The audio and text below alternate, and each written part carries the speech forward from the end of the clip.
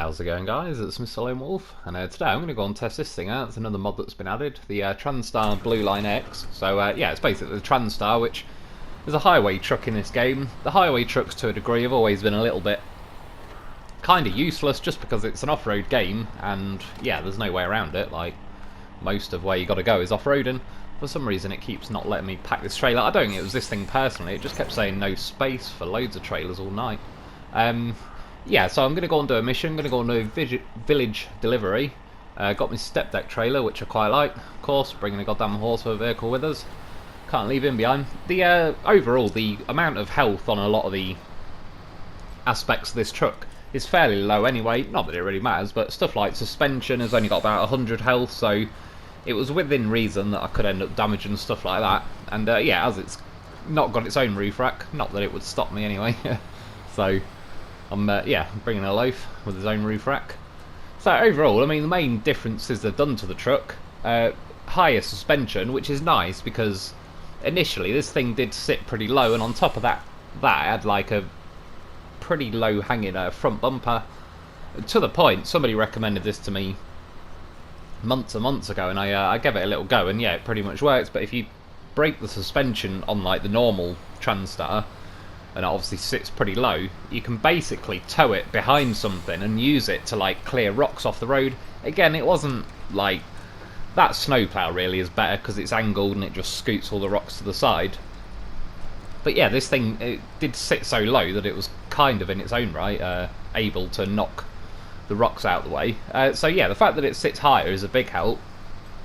It's also got the all-wheel drive, which is definitely a biggie because yeah, especially I mean, these things, particularly this truck, it doesn't really weigh a lot anyway, and the fact that it was only the rear wheels that had power, like obviously being a cab over, it's got a lot of weight kind of right at the front of it, and yeah, it was just like the front wheels never did anything, so as soon as you got a little bit stuck, it was kind of, even if you're halfway out, it didn't really help a lot. So yeah, having the all-wheel drive is pretty cool. There's also bigger tyres. It's got 51-inch tyres, which is pretty decent for the size of the truck. I mean, again, that's the Dolphin has got 51-inch tyres, so yeah, that's pretty nice. In this case, I'm using the chain tyres. I was using before, earlier in the night.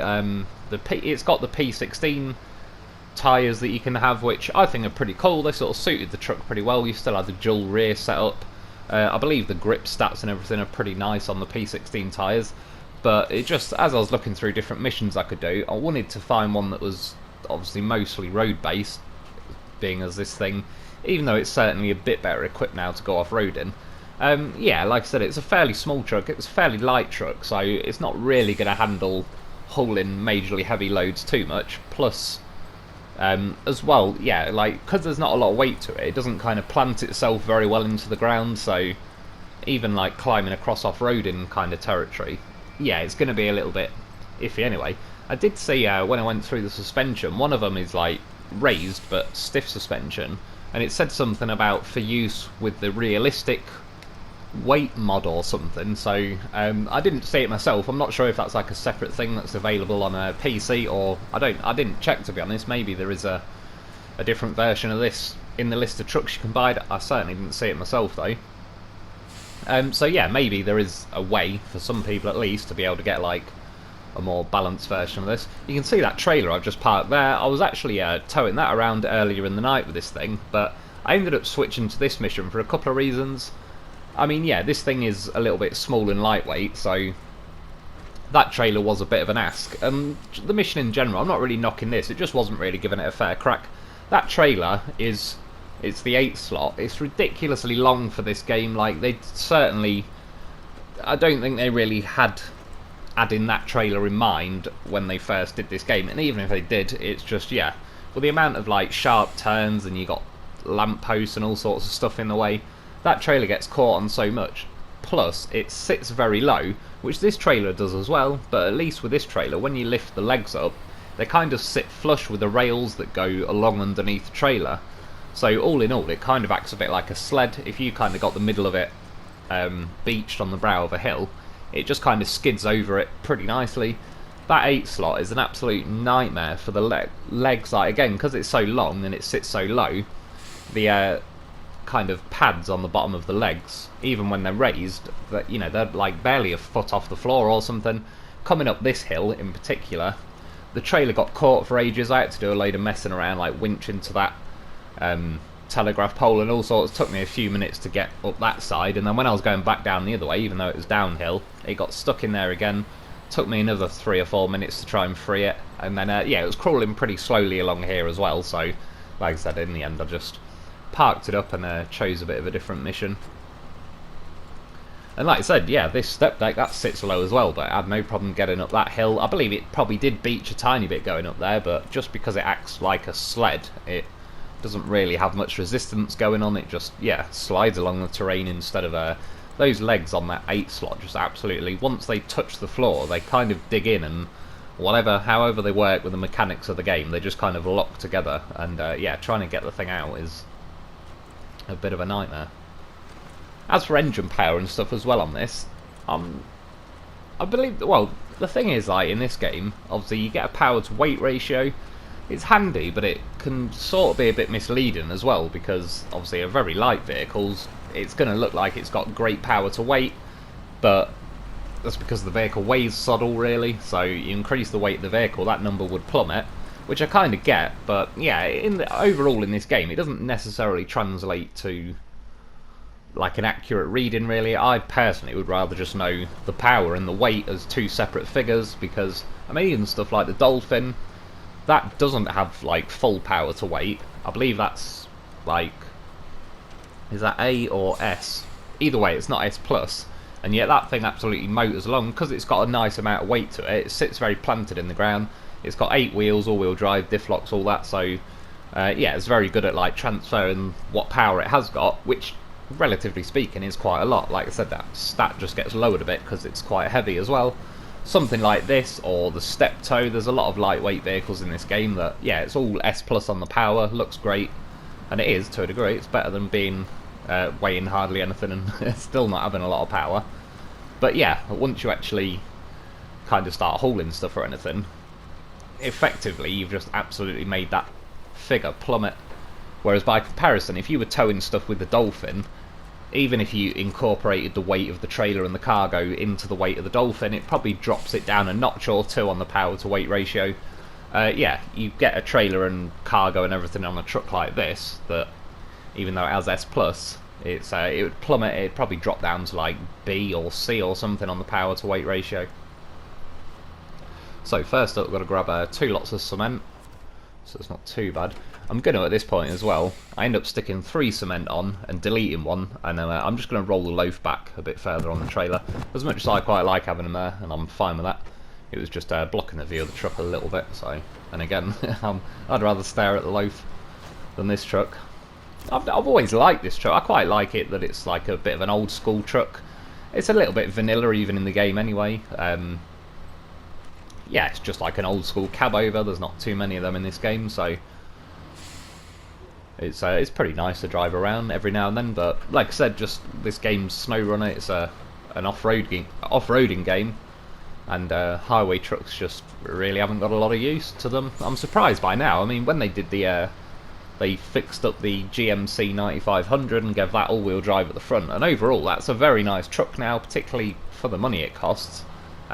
Sort of like bang for your buck, that's up there as one of the best trucks, really, because I think it's only like 35 grand odd, even when you've got it pretty fully upgraded and everything. But yeah, particularly with that all-wheel drive. And as I said, they kind of balanced vehicles in this game initially to where, like, they balanced the GMC knowing that they wouldn't give it all-wheel drive, and then now they have given it all-wheel drive. It behaves very well. They haven't tried to nerf it in other ways to kind of make up for the fact that it's pretty decent now. And yeah, the same, another one with the twin steer. That obviously has ridiculous amounts of power in a good way, but it was always just rear-wheel drive, and again, I assume that's how they always planned it to be. They ended up adding all-wheel drive to it, and but they still kept, like, it's got a nice big fuel tank and everything. Like I said, other vehicles that motor along very nicely, say like the Dolphin, they then punish it in other ways, like a small fuel tank and stuff, or slower steering, or a wider turning circle. Whereas, yeah, stuff like the GMC was already had stuff like a nice fuel tank, pretty low fuel consumption, a nice turning circle, all the rest of it, and now they've sorted that out. It's made it a much better truck and a much more usable truck. So I'm surprised. I mean, you got yeah, the GMC 9500, the Ford Clip 9000, which again, that's a pretty solid truck. That'd be quite a good one for getting a little tweak and kind of making it into a bit of an off-roader version, because yeah, it's a bigger truck than this, so I think overall it's just got more weight and more presence to it. It kind of plants itself a bit better. But overall, I mean, this thing, it's definitely clearly an improvement from the just the stock version, and yeah, it's quite a nice attempt at a mod. I mean, that Blueline guy, I think he tries to keep things relatively vanilla compared to some. Like, I don't think he wants to just go all out and dial everything up to 10, which is fair enough. And like I said, if they just switched this version of the Transtar into the base game, it'd certainly be an improvement.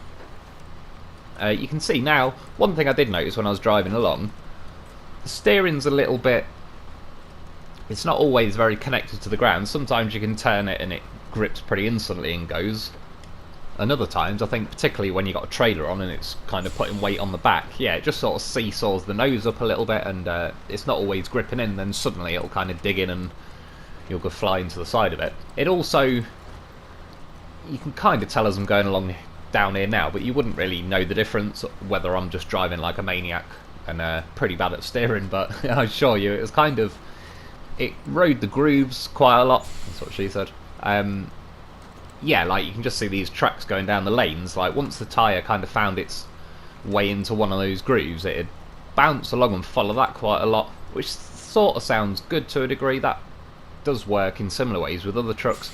But yeah, I think this thing was just so light at the front with not a lot going on that those tracks can kind of steer your truck very easily without you steering, so you end up putting quite a lot of steering input in just to correct what this thing's doing by itself. And you can see as well, they've added the snorkel, so it's definitely, I didn't try it in water, but it's basically got the snail snorkels, like off the, what's it bloody called, the Zix. And yeah, I suppose now it's more similar, kind of, to the Zix, really. I mean, the Zix has got 4 wheels, this has got 6. But yeah, I mean, it's definitely more capable of going off-roading. Like I said, it certainly is an improvement.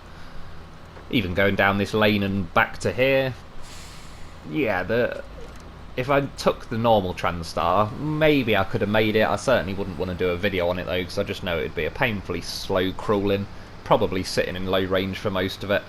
Whereas this thing, if yeah, once you get going enough, stick it in high range is not too bad. There's a couple of different gearboxes to choose from as well. It's pretty cool. There's a few custom gearboxes. I've got one of them in at the minute, and it's got 9 gears in the auto. It's got a high range and then the 3 low ranges. So yeah, overall it sort of covers every option you'd want, really. And there's 2 different versions. There's one that's like a medium gearbox and one that's a heavy gearbox, and essentially, like, I think the difference is the heavy gearbox has got slower high range gears and stuff, and slower reverse, so apparently that's more made for like heavier cargo loads.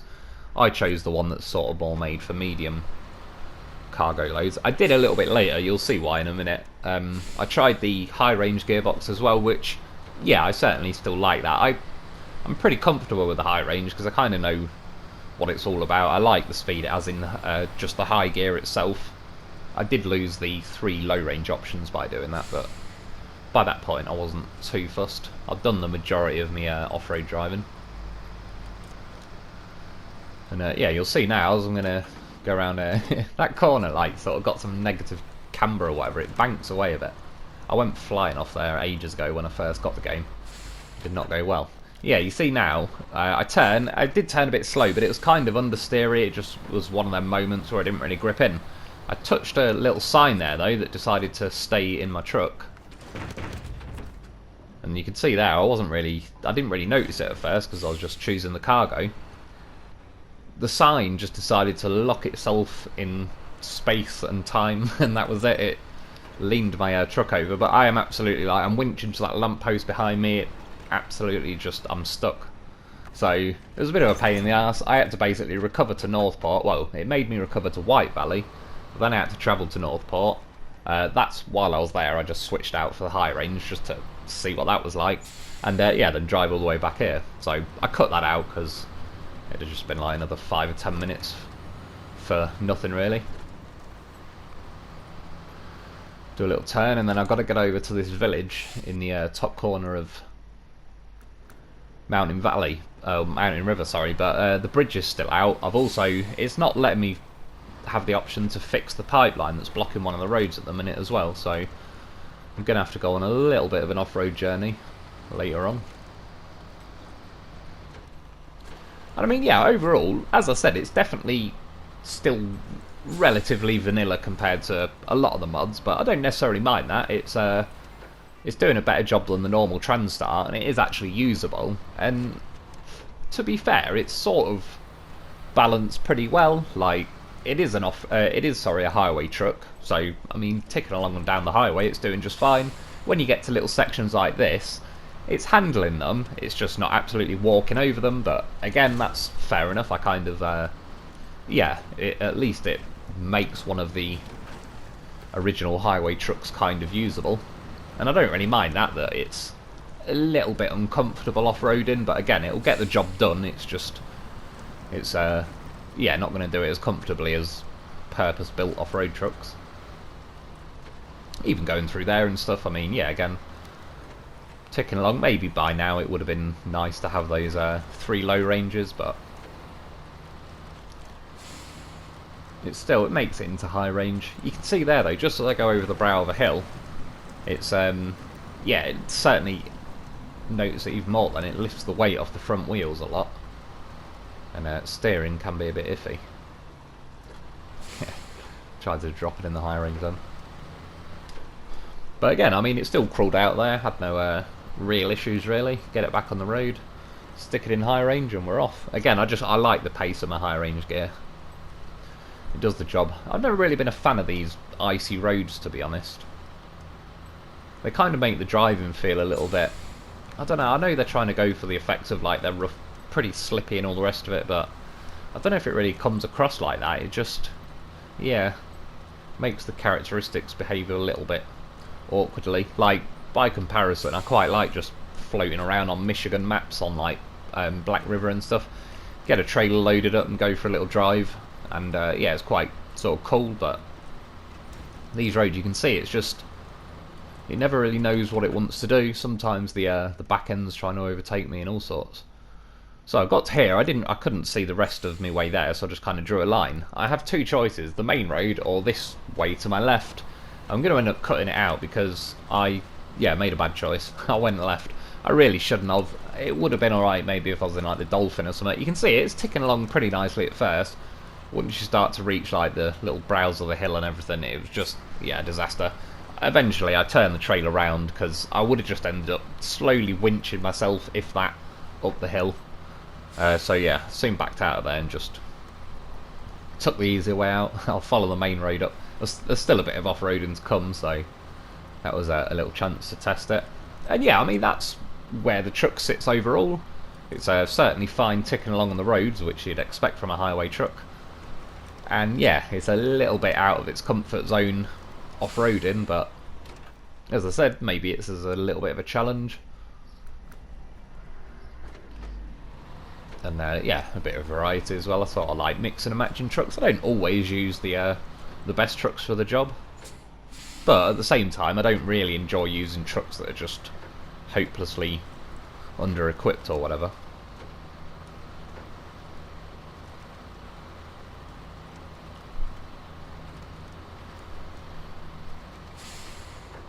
And you can see now it's definitely yeah, well, you can see there where it's basically lifted the weight off the front. Suddenly the steering gripped in there, but I was turning for quite a while before I actually was able to touch the floor and carry on. I think you see quite a good example of it soon as well, where it basically has me sticking out. Yeah, there you go. Like, I was turning left the whole time, and it pretty much does it again, but in the end I just floor it. Keep it pinned, fingers crossed. Fling a winch of hope out, and we're off. And yeah, I think where it was getting a bit hilly there, and I was kind of getting into the snowbanks a bit, it was struggling, but once the road kind of reasonably straightened out, I was able to just kind of floor my way down the middle of it. It's yeah, it's ticking along not too bad. It's pretty handy there, flinging the winch out and kind of seesawing my way around that corner.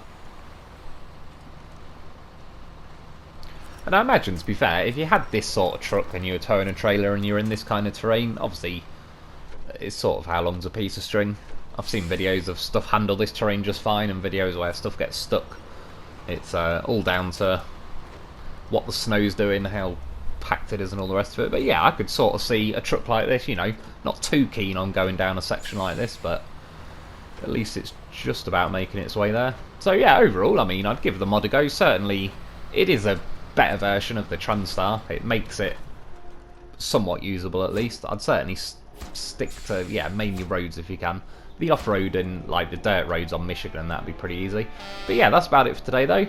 I hope you enjoyed, I hope that helps. Thanks for watching, thanks to my Patreon members, and I'll be back soon.